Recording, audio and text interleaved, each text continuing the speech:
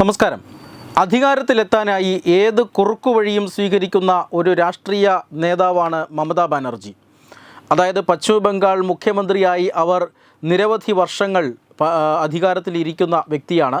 ഈ അധികാരം എങ്ങനെയും ഏതു വിധേനയും നിലനിർത്താനുള്ള എല്ലാ ശ്രമങ്ങളും അവർ നടത്തുന്നുണ്ട്. CPM-ൽ നിന്നും അധികാരം പിടിച്ചെടുക്കാനായി അവർ ആദ്യം പിന്തുണ തേടിയത് മാവോയിസ്റ്റുകളിൽ നിന്നാണ്. മാവോയിസ്റ്റുകളുടെ പിന്തുണയോടുകൂടിയാണ് അന്ന് CPIM-ൻ്റെ ഭരണം അവസാനിപ്പിച്ചത്. അതിനുശേഷം അവർ പല രാഷ്ട്രീയ പാർട്ടികളുടെയും പിന്തുണ തേടി. ഏറ്റവും ഒടുവിലായി ഇപ്പോൾ മതന്യൂനപക്ഷങ്ങളുടെയും മതതീവ്രവാദ സംഘടനകളുടെയും ഒക്കെ പിന്തുണയോടുകൂടിയാണ് ബംഗാളിൽ ഭരണം ഉറപ്പിക്കാനുള്ള തീവ്ര ശ്രമങ്ങൾ മമതാ ബാനർജി നടത്തിക്കൊണ്ടിരിക്കുന്നത്. അതായത് BJP അവിടെ ഏറ്റവും വലിയ ഒരു കക്ഷിയായി വളർന്നു വരികയും CPM-ഉം കോൺഗ്രസും ഒന്നും ഇല്ലാതാവുകയും ചെയ്തതോടുകൂടി മമതാ ബാനർജിയുടെ അധികാരത്തിന് വലിയ ഭീഷണി ഉയരുകയാണ്. BJP ഏത് നിമിഷവും സംസ്ഥാനത്ത് ഭരണം പിടിച്ചെടുത്തേക്കാമെന്ന സാഹചര്യം നിലവിലുണ്ട്. ഹൈന്ദവ ഐക്യം എന്ന ഒരു ഹിന്ദുക്കളുടെ ഇടയിലെ ഒരു ധ്രുവീകരണം ഉണ്ടായാൽ തീർച്ചയായും അധികാരം നഷ്ടമാകുമെന്ന് മമതയ്ക്കറിയാം. പക്ഷേ അതിന് വിരുദ്ധമായി ഭൂരിപക്ഷ മതവിഭാഗങ്ങളെ ഭീഷണിപ്പെടുത്താനായി ന്യൂനപക്ഷ വർഗീയതയെ പ്രോത്സാഹിപ്പിക്കുക എന്ന നയമാണ് ഇപ്പോൾ മമതാ ബാനർജി സ്വീകരിച്ചിരിക്കുന്നത്. മാത്രമല്ല അതിർത്തിക്കപ്പുറത്തു നിന്നുമുള്ള കുടിയേറ്റത്തെ അവർ വലിയ രീതിയിൽ പിന്താങ്ങുകയും ചെയ്തിട്ടുണ്ട്. രാജ്യം മുഴുവൻ അനധികൃത കുടിയേറ്റക്കാർക്കെതിരെ നിലപാട് സ്വീകരിക്കുമ്പോൾ കേരളത്തിൽ പോലും ദിവസവും പ്രതി ഓരോ അനധികൃത കുടിയേറ്റക്കാരനെ അറസ്റ്റ് ചെയ്യുമ്പോൾ പശ്ചിമ ബംഗാൾ സർക്കാർ ഇതിനെതിരെ ഒരക്ഷരം മിണ്ടുന്നില്ല എന്നുള്ളതാണ്. അനധികൃത കുടിയേറ്റത്തെ വാക്കുകൊണ്ടെങ്കിലും അപലപിക്കാൻ മമതാ ബാനർജി ഇതുവരെ തയ്യാറായിട്ടില്ല. എന്ന് പറഞ്ഞാൽ മുസ്ലിം മതതീവ്രവാദ സംഘടനകളുടെ പിന്തുണയോടുകൂടിയാണ് അവർ വരും കാലങ്ങളിൽ തെരഞ്ഞെടുപ്പിനെ നേരിടുക എന്ന് വ്യക്തമാണ്.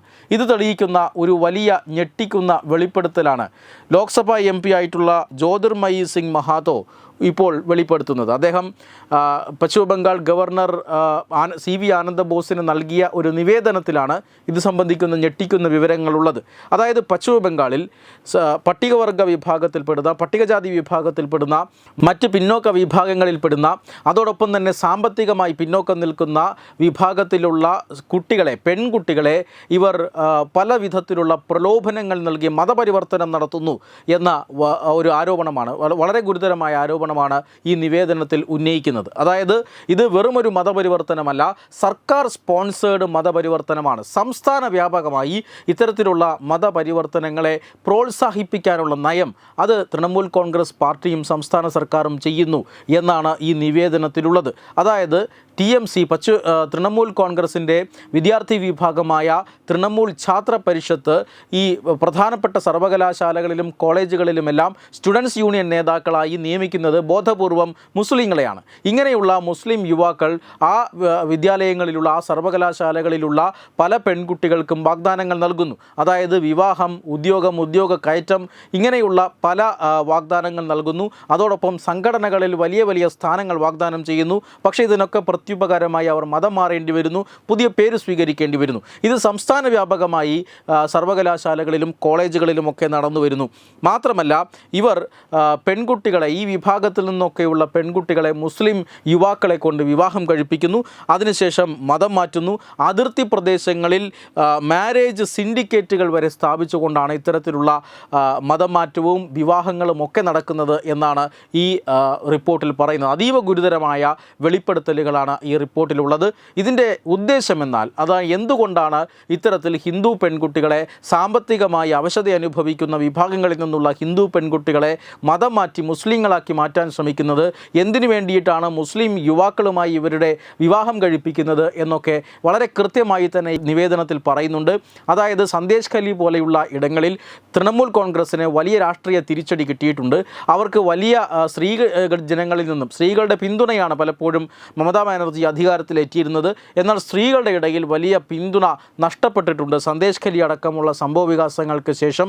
ഇതൊക്കെ മാനേജ് ചെയ്യാനായി അവർ മുസ്ലിം ന്യൂനപക്ഷ മതവിഭാഗങ്ങളെ പ്രീണിപ്പിക്കുകയും മത തീവ്രവാദ സംഘടനകളുടെ അജണ്ടകൾക്കൊത്ത് ഭരണം നടത്തുകയും ചെയ്യുന്നു എന്നാണ് ലഭിക്കുന്ന വിവരം. പല ഇടങ്ങളിലും ഹിന്ദു ഭൂരിപക്ഷത്തെ ഇല്ലാതാക്കാൻ, അതായത് ഈ പറയുന്ന SC/ST വിഭാഗവും മറ്റ് പിന്നോക്ക വിഭാഗങ്ങളുമൊക്കെ തിങ്ങിപ്പാർക്കുന്ന സ്ഥലങ്ങളിൽ ഇവരെ മതം മാറ്റുക വഴി വഴി അവിടുത്തെ ജനസംഖ്യ അനുപാതത്തിൽ തന്നെ മാറ്റം വരുത്താനും അത് ഭാവിയിൽ തെരഞ്ഞെടുപ്പ് നേട്ടമാക്കി മാറ്റാനുമാണ് ഇപ്പോൾ മമതാ ബാനർജി ഇത്തരത്തിലുള്ള സംഘടിതമായ ശ്രമങ്ങൾ സർക്കാർ സഹായത്തോടുകൂടി സംസ്ഥാനമൊട്ടാകെ നടപ്പാക്കുന്നത് എന്നാണ് ഈ നിവേദനത്തിൽ പറയുന്നത്.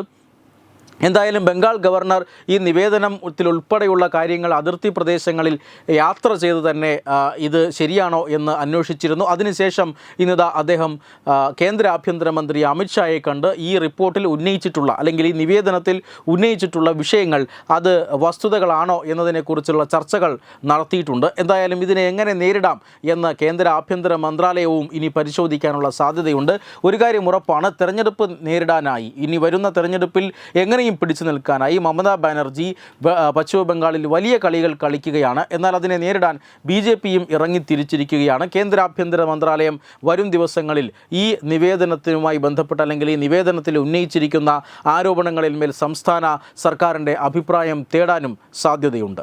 വെബ് ഡെസ്ക് തത്വമി news. Branding partner Edubix online executive education, focus physiotherapy centre Pattom, Unnat engineering Gujarat, തീർത്ഥയാത്ര.com, iron build Gujarat, PRS hospital Killipalam Thiruvananthapuram. 5 തലമുറകളായി നിങ്ങൾക്കൊപ്പം. തുമ്പമൺ ശ്രീ വടക്കുംനാഥൻ ക്ഷേത്രം അമ്പലക്കടവ് പത്തനംതിട്ട.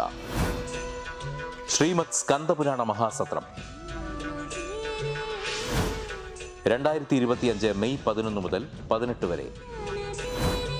ബ്രഹ്മശ്രീ മുംബൈ ചന്ദ്രശേഖര ശർമ്മയുടെ മുഖ്യ കാർമ്മികത്വത്തിൽ മഹാഗണപതി ഹോമം, സ്കന്ദപുരാണ പാരായണം, മഹത് പ്രഭാഷണങ്ങൾ, പൂജഹോമാദികൾ, കലാസാംസ്കാരിക പരിപാടികൾ. സത്രയജ്ഞ കർമ്മങ്ങളിലേക്ക് എല്ലാ ഭക്തജനങ്ങളുടെയും സാന്നിധ്യവും സഹകരണവും സാദരം അഭ്യർത്ഥിക്കുന്നു. മഹാസത്രവേദിയിൽ മെയ് 18 പഴനി അരുൾമിക ദണ്ഡായുധപാണി സ്വാമി ദേവസ്ഥാന അർച്ചക സ്ഥാനികർ ശ്രീസെൽവ സുബ്രഹ്മണ്യ ശിവശാരിയാരുടെ മുഖ്യ കാർമ്മികത്വത്തിൽ നടക്കുന്ന അതിശ്രേഷ്ഠവും സർവൈശ്വര്യദായകവുമായ സ്കന്ദഹോമം. സ്കന്ദമഹാപുരാണ സത്രത്തിന്റെ ആദിമധ്യാന്തമുള്ള സമ്പൂർണ്ണ തത്സമയ കാഴ്ച തത്വമയി നെറ്റ്വർക്കിൽ.